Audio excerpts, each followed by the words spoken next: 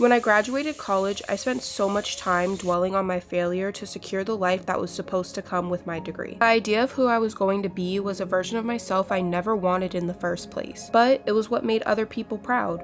So I continued on a path that burned my feet so the fire gleamed in others' eyes. In the end, I lost my spark, and my eyes were dull, but I think I needed that low point in my life. When you feel like you have nothing, you tend to focus more on what you need. And what I needed was to fail.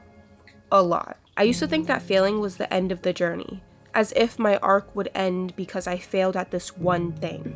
Now, I see that some of the greatest aspects of life come from failure. I think of these great inventions like the pacemaker, that was created from Dr. Wilson Greatbatch grabbing the wrong part out of a box. That caused a machine that was meant to record a heartbeat to release a signal that mimicked a heartbeat. A small failure that led to an invention that saved my mom's life countless times. Monumental acts like Rosa Parks, who is known as the First Lady of the Civil Rights Movement, who failed to get up out of her seat.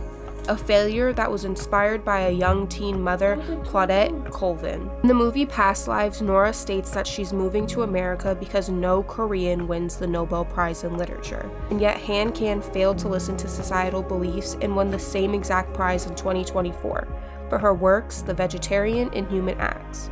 With The Vegetarian focusing on how failures can help women throughout life. The failure to pay attention to detail, the failure to do an act, the failure to accept societal expectations.